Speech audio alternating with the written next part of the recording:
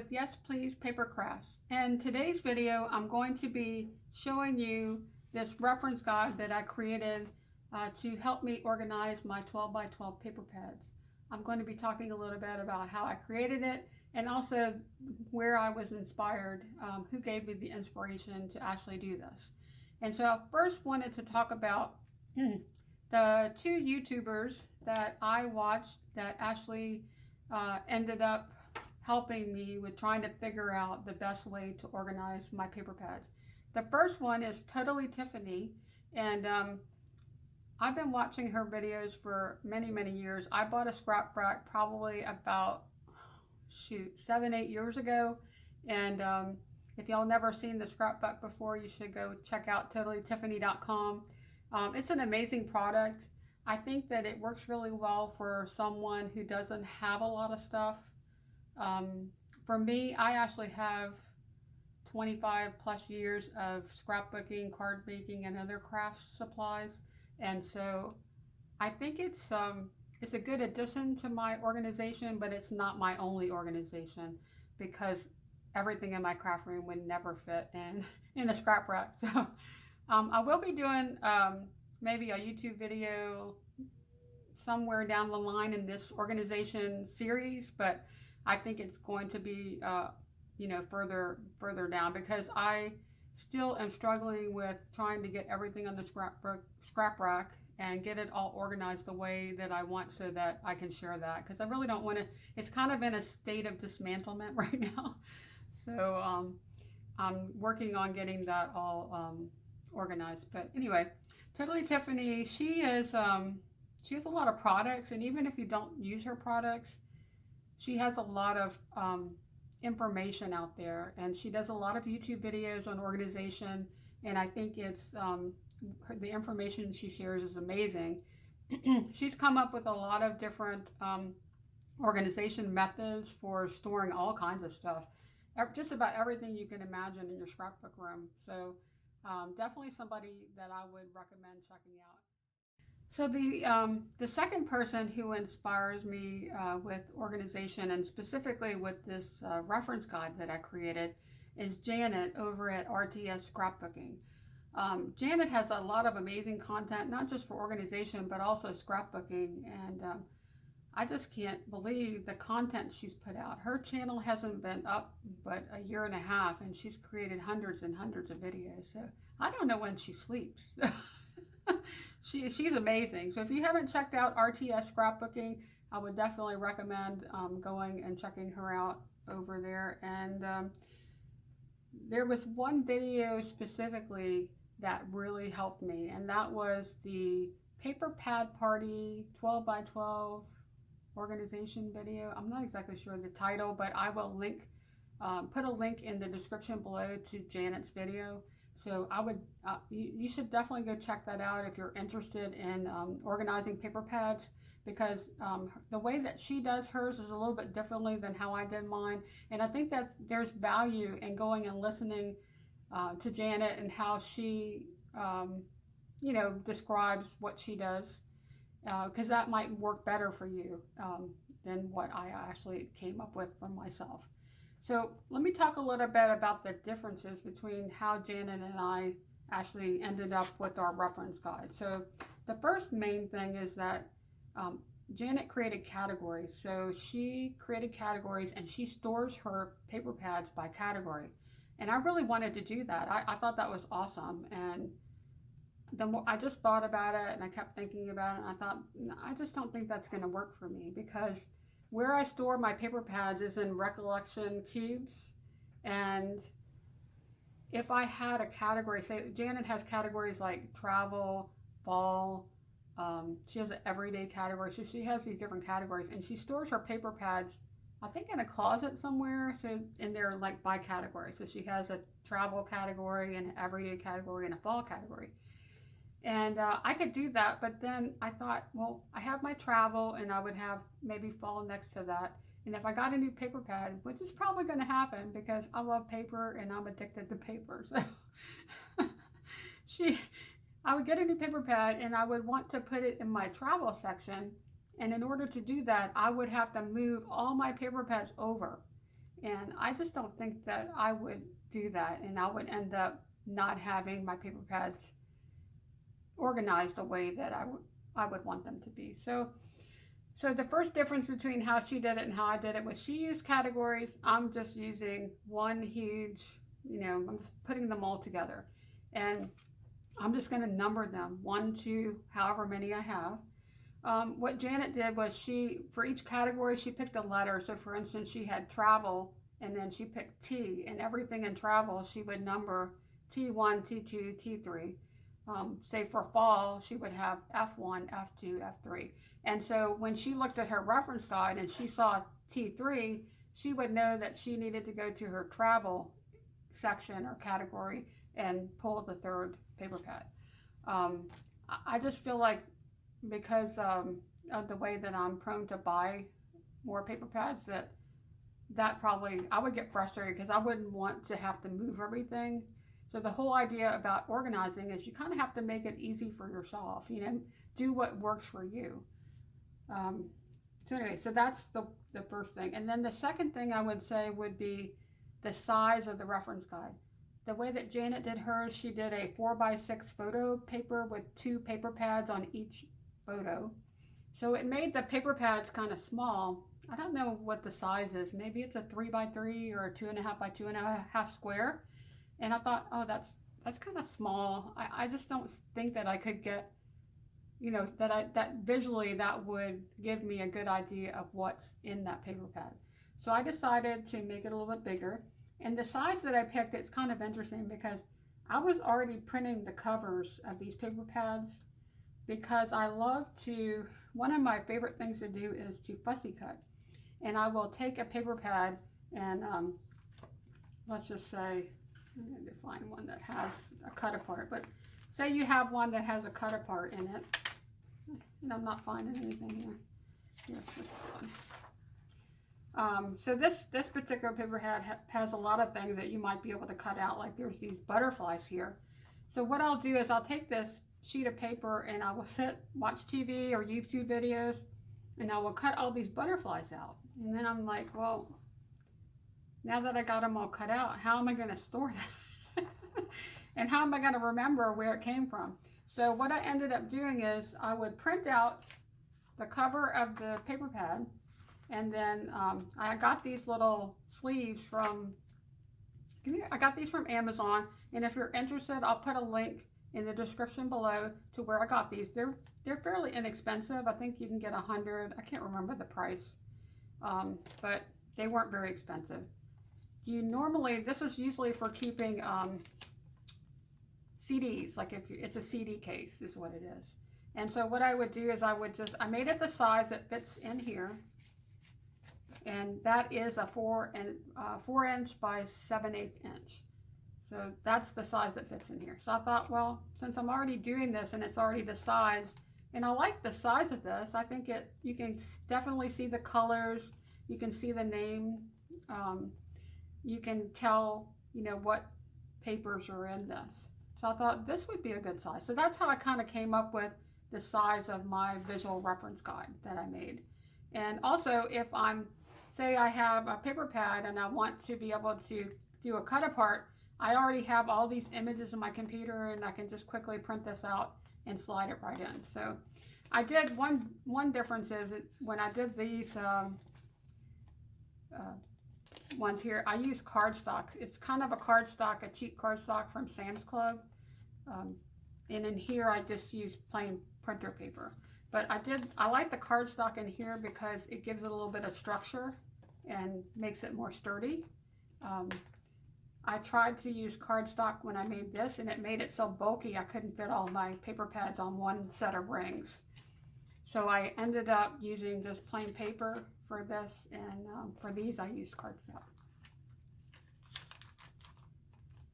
Okay, so the size. So the size of it is 4 inches by 7/8 inches, and you can make yours whatever size works for you. You can make it any size. I think square works good because the paper pads themselves are already a square, and so the proportions are good when you actually print the images out. And you can see here what I did was I got images off the internet, like at Michael's or Joann's.com or wherever I bought the paper pad from. Usually there's an image that you can download. If I couldn't find an image, I went to Google and searched images there. And then if I couldn't find an image anywhere on the internet, I just took a picture with my camera. And when you're taking pictures with your camera, most smartphones, when you're taking a picture, they have something called a ratio. So if you change the ratio of the picture to 1:1, it actually makes your picture into a square. And that's a good tip for if you're trying to take pictures and you want to scrapbook with 4x4 pictures. If you take your pictures in a 1:1 ratio, it actually would, you can create 4x4 images with it, or photos with it. Okay, let's see. So anyway, so that's what I do is I actually would print 2 per page, and it's just plain paper, and I printed this on my Canon inkjet printer. So once I got this, I would just cut this out with the paper trimmer. And then what I'm using to bind my my reference guide are these disc rings. And you see this a lot in planners, like the Happy planners, and they'll have these rings. You can buy them separately if you wanted to use this, or you can just use regular binder, or what do you call those other rings? Those, I can't think of what that's called. Binding rings, or you know, those little metal silver rings. I think that's what Janet did. So if you watch Janet's video, you'll see what I'm talking about. It's just like a silver metal ring that you can use to just punch 3 holes, and you can put 3 of those in there, and that's how she did hers. Okay, so the next thing I wanted to talk a little bit about was this reference guide and how I decided what categories I wanted to use. And that's kind of a difficult thing for a lot of people. You know, what categories, I think the categories that Janet used for her system, it's not the same categories that I used. And I think that's okay. I think everybody should, you know, take what you can from, you know, what other people do, and then add your own, you know, what works for you. Because ultimately in organization, it's all about, you know, making it to where you understand it and you can find things, because that, to me, that's what organization is about. It's about being organized enough to be able to know where things are in your craft room and be able to go and find them. So although I don't have my paper pads organized in a category physically, I have them all stored 1 through whatever on my bookshelf. I wanted to have categories in this reference guide. And I thought about it, and I already have a scrap rack, and I have that categorized. And I thought, well, maybe I should use that because I'm already using it, and so that makes sense. And in Totally Tiffany, she has a system she calls the 4-section system. And if you've never listened to her video about how she explains that, I would definitely recommend it, and I'll try to find it and list it in my description. I'll list the link in the description below. But basically her 4-section system is alphanumeric, the calendar year, themes, and the rainbow. And so the way it works is you have your alphanumeric is like alphabet, number, things like that. And then the calendar year is anything that falls in a calendar year. So things like Valentine's Day, Mother's Day, Christmas, but also summer, fall. You could even put school in there, because school is kind of like a specific time of the year, like, or you could put it in themes. So themes, the difference between the calendar year and themes is the calendar year is things that fall on a particular time of the year, where themes can happen anytime. So themes would be things like babies, pets, travel, you know, just anything like that. Sports, anything that you have that you scrapbook about or that you make cards about. So and then the 4-section, of course, rainbow is the colors. And I thought about, you know, when I'm looking for a paper pad, a lot of time I'm looking for a specific color, or, you know, a specific color scheme. And I thought it'd be really good to organize this by color. But, you know, that's kind of hard to do because, you know, most paper pads have lots and lots of colors in them. So, I mean, there's like a whole rainbow just in that one paper pad. So it's not like I could create sections or categories that would be like red, you know, blue, yellow, green, whatever. And so I thought about it and I'm thinking, well, how can I do that by color? Because I can't really figure out a way to put a paper pad in that specific color. And then I thought about color families. I used to work for Stampin' Up! A long time ago, and they have color families. And all of their products, like their inks and their papers, are in the color families. And there's 4 color families. There's brights, subtles, regals, and neutrals. And so I decided to do something similar. I use a little bit of different words. So we have brights, which I use the same word. Pastels is their subtles. And then I use darks, and I think they use regals, and then neutrals. And so I thought that would be, you know, a really good way to divide it up. So I have a lot of paper pads that are not theme specific. Like, you know, a lot of these are just flowers or patterns or, you know, so I don't see myself trying to go and find a specific, like these are just, it's just, there's nothing theme related. There's nothing calendar year related. So it's got to go by color. So that was kind of my thought process. And then as I was going through each paper pad trying to figure out, well, which one of these categories is it in? Because this one, I mean, you could look at that and think, well, maybe it's, well, that one's kind of bright. But I had some that were, this could be in pastel, but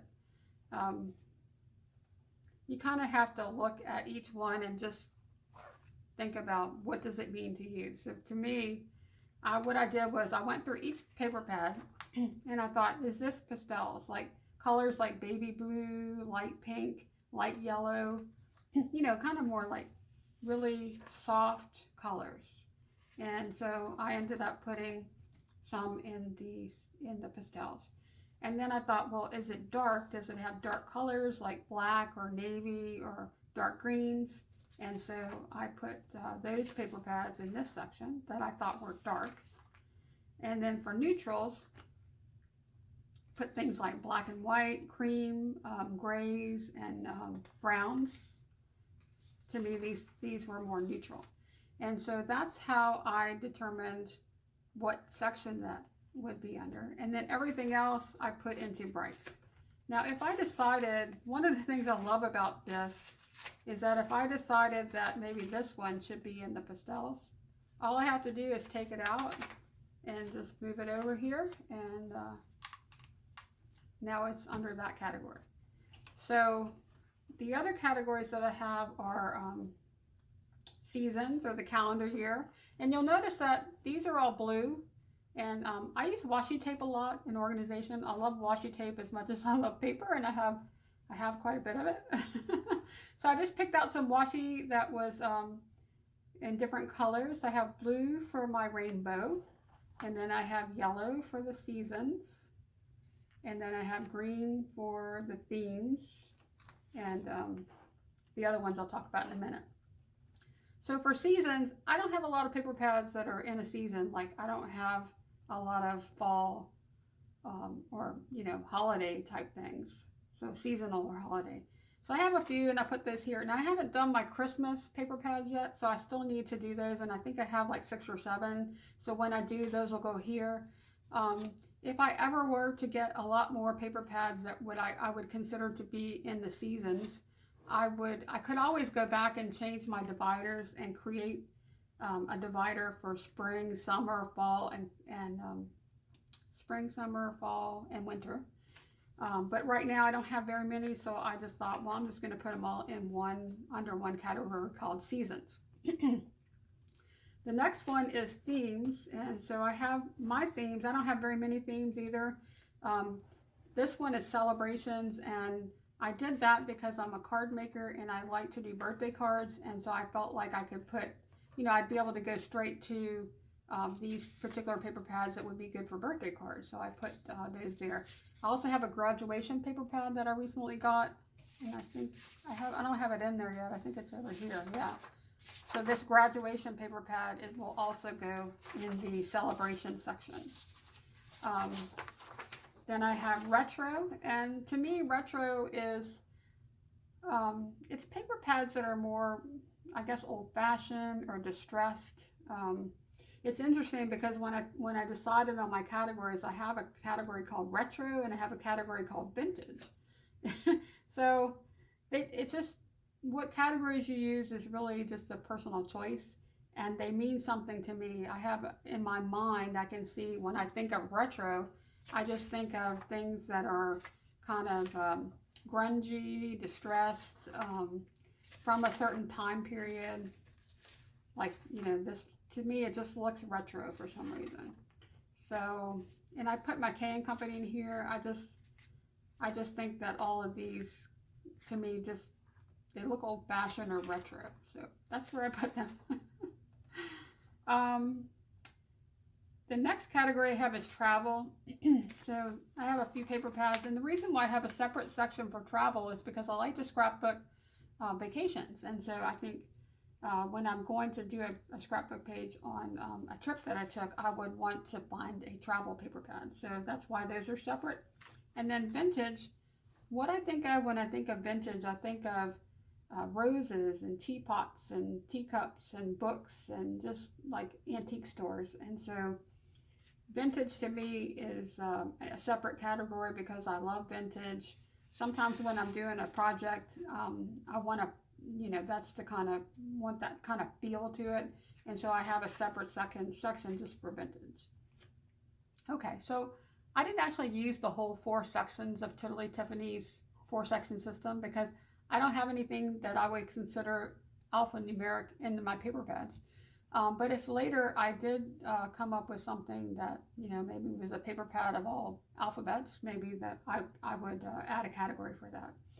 But I do have some other special categories, and one of the categories I have is called specialty. And in this category, I have some things that are a little different. This paper pad is called Die Cut Shapes, and I got this at Joann.com. And if you don't have this one, you should definitely try to find it because it's amazing. It has die cut, like you punch them out, so you don't have to fussy cut. The whole entire paper pad is nothing but die cuts. And so to me, this is more of an embellishment. It's not really paper.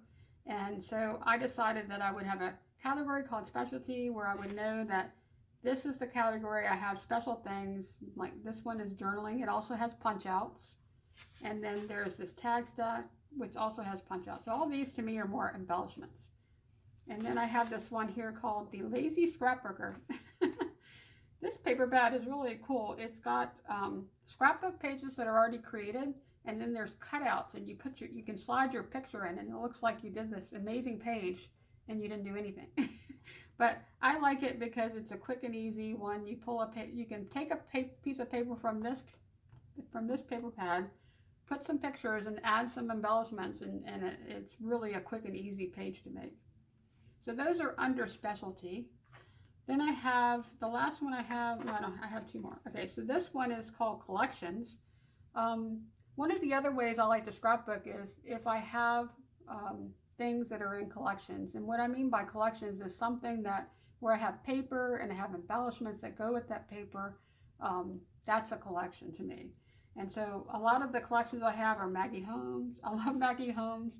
And just recently, Tuesday morning, had been having a lot of Maggie Holmes items in there. So I've been collecting all these different ones. There's like Bloom and Carousel, Chasing Dreams. And I wanted to have these separated because I also have additional paper and embellishments that go with all these collections. And if I'm working with a collection and I have some double-sided paper and some embellishments, and as I'm working, I've realized, oh, hey, I need another piece of paper, and I don't have it, but maybe it's in one of these paper pads, then I can go straight to this section and find that paper pad. The last one here is called cardstock. I have some paper pads that are just cardstock, and so I have those in here as well, because you know, it's just a good visual reference of what cardstock I have. I have cardstock also in another place that's not in paper pads. These are just the ones that are paper pads. Okay, so that's all of the categories that I have and how I actually divided this up. And if you're wondering about these dividers that I made, these are from a happy planner that was like an old happy planner. And I just cut them up to the size that I needed, and that's why that says August, because it came from the calendar. Let's see, what else did I want to talk about? Okay, so let's talk about how do we use this visual reference guide once it's created. So one of the things that you'll need to do once you have this created is we'll have to go to our paper pads and number them, you know, with the number. And so I grabbed a couple of my paper pads here, and I'll just show you how I do it. Now I create a tab that I attach to the back cover of my paper pad, and I just label it with the name of the manufacturer and the name of the pad. But on the back of that, and if you're interested in how I did this, I have a video up on YouTube for that, and I'll put a link to that in the description below to that video. But what I do is I actually, on the back of this tab, with the Sharpie, I will put the number. So here I have the number 7. And then here's another one that I did. And this one you can see is number 30. So the way that this works is you need to go through every single one of these visual representations and write the number of that pad. So here's my, this is the Bless Our Home, and you'll see I wrote the number 7 right there, okay? And so you'll need to do that for all your paper pads. And in some cases, like this one, I actually have 2 of this. This is a Martha Stewart that I found at Tuesday Mornings that had all this cool foiling and glitter paper and like treated paper. And it was such a good deal, I got 2 of them. So there's 5 and 6. Okay, so the other thing I wanted to mention was, besides having these numbers on here, I like that I have this white space on the back of each page so that I can put other notes. And one of the things I thought would be really cool to do would be to list if I had something else that went with that paper. So for instance, I have a paper pad from Prima, I think it's under Retro. Yeah, the other thing about doing this organization is you really get to learn what you have and really study it, because you're printing this out and you're, you know, fooling with it. So I kind of am getting a really good idea of what I have. Okay, so you can see here that I have the number that's in the inventory number. I also have 12 by 12. And then what I think I'm going to do is, I have an 8 by 8 because when I bought this particular paper pad, it came with a bunch of other stuff. And I need to go back and look and see exactly what I have. But I have the 12 by 12 paper pad, and I also have the 8 by 8, and I think I have like Project Life size 3 by 4 cards. It's like in a little paper pad. So I'm going to list those here, and I'm not sure exactly what I'm going to do with my 6 by 6 and 8 by 8 paper pads, but I'm thinking that I might use this exact same system. And if I do, I would have numbers there as well, and I would have the number for the 8 by 8 paper pad here. So I think that would be a really good way of, you know, just kind of knowing what you have. Like, so if I'm looking for this and I see it, I can look and see, oh, hey, I have other things as well. I'm not exactly sure how I'm going to use that yet, but it's just an idea. I don't know what else I would put on there besides paper pads, but you could actually list other things, like if you have the chipboard, or you have the cardstock stickers, or you have washi tape. Maybe it might be, you know, good to list that. And then that way you would know what you have that goes with that paper pad. The other thing I wanted to mention was, sometimes it's hard to figure out like what category does something fall under. So for instance, if I wanted to put, let's pick something here, like say this one. This is very kid-like. I mean, it's like, looks like children to me. So if I had a category called children, maybe I might want to put that there, but it's also bright. It's got some things that maybe I could use that are not children related, because paper pads have, you know, there's a lot of different images there. So one of the things I thought about was you could print this twice, and then you could put one under the brights category here, and then put your second one under your children's section. The other way you could do that would be possibly, if you wanted to, is on add another, add another blank piece of paper to the front of each category, and you can list paper pads on there so that when I'm looking at this bright section and I can list, like here I have children's, and under children's I have this particular paper pad, then I would know to go, hey, maybe I should look at these as well.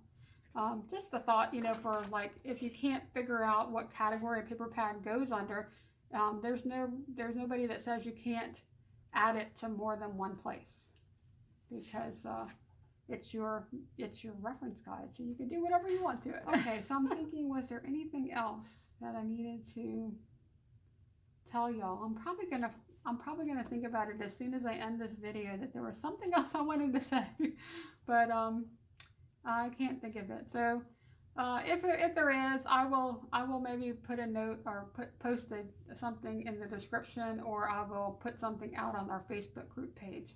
Oh, in case y'all didn't know, we have I have created a Facebook page that's going to go along with this organization series. Not a Facebook page, a Facebook group. And in that Facebook group, I think it's called what is it called? I'll put a link to the Facebook group in the description below. There's going to be a lot of links in there. But the Facebook group, what I created it for was a way for us to be able to share information. If you want to ask questions or have share your ideas on how you organize your 12 by 12 paper, you're more than welcome to come join the group and post there your ideas and your thoughts on it. Yeah, so I think that's it for today. I'm going to be doing another video soon. Hopefully I'm going to be posting it tomorrow if I get it finished. It's going to be on organizing other 12 by 12 paper. So, and well, how I organize it, because I don't know, I'm really struggling with that particular category. But I'm going to just share with y'all how I'm organizing it, and hopefully maybe that'll help you. I'm still in working on my stuff, and sometimes I think it's like a work in progress. I don't know if I'll ever get finished organizing. It's like my second hobby. I actually love organizing as much as I love scrapbooking and card making. So maybe I'll never be finished organizing, but I would like to be organized enough to be able to find things when I really want them, because I don't know how many times I've gone into my craft room to work on something, and I knew some specific thing I really wanted to use on a project, and I spent an hour looking for it and never found it. And then 2 months later, I come across it somewhere, and it's very frustrating. So, okay, that's all I have for today. Hope y'all got some stuff out of this, ideas and things that you can use in your scrapbook room or your craft room for organization. And just wanted to thank everybody for coming and watching. And if you like this video, give it a like. If you want to subscribe to see more videos, please subscribe. I'm going to be trying to post at least one video every week for this series, and maybe more. We'll see how it goes. I'm still kind of learning about how to use YouTube and make videos, so we'll see how quickly I can get things out there for y'all. But that's all I have for today, so hope y'all have a great day, and we'll see you next time. Bye now.